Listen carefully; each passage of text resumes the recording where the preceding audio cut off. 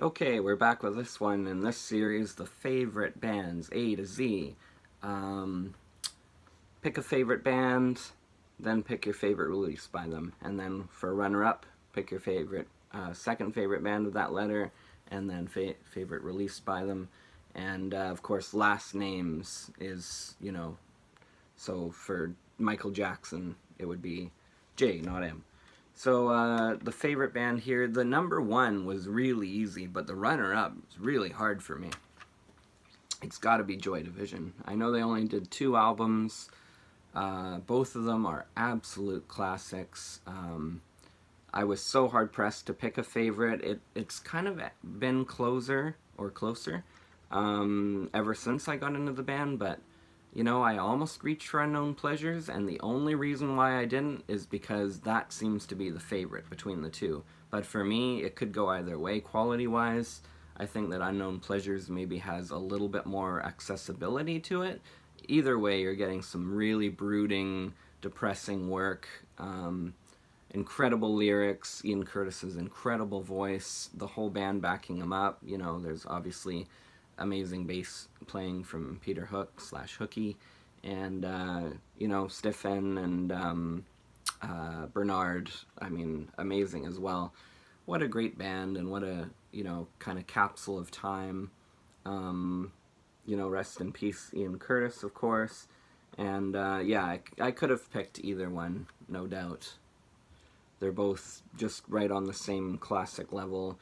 Pretty much perfect. I mean, I can't think of any bad songs. I think the first song off this one, Atrocity Exhibition, is one of my favorites.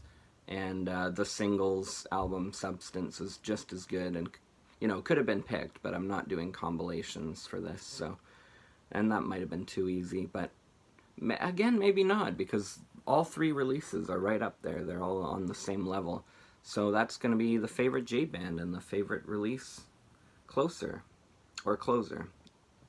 I think maybe they intended it to be ambiguous as to which way you say it, but Closer, that one's kind of apt in a scary way.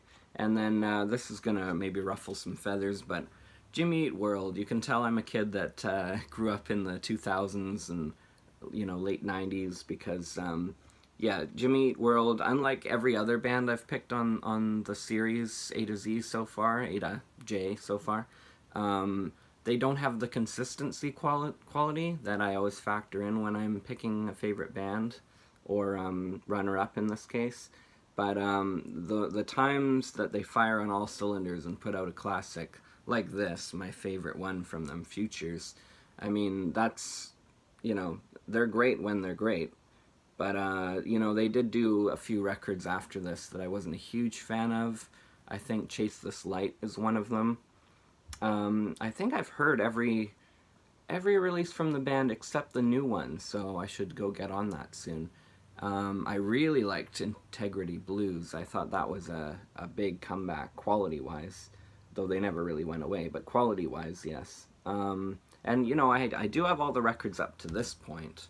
I've got some of those early records, like the self-titled and Static Prevails, and I could have picked Clarity. Clarity is amazing. I can see why that, for a lot of people, is like their favorite album of all time or whatever.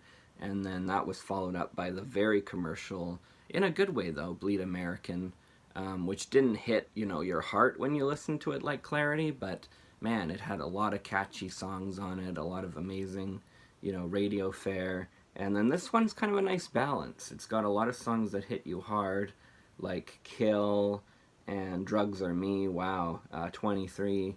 For an emo rock band, to put it lightly, I guess, they they wrote some really heavy ones. I gotta say, like heavy as in heartfelt. 23 is just whoa. Drugs Are Me. Yeah, the subject matter is big. And then the big radio hits, Pain, Work, was, I really like that one. The title track is one of my favorites. It just comes out blast in your ears, firing on all cylinders. So yeah, Jimmy Eat World. Could have easily picked Michael Jackson. Big fan of Thriller in particular. That's about 8 classics, 8 of the biggest bangers on an album with only like 9 tracks. So props to that album, and you know, Bad and all those ones are great too, Off the Wall.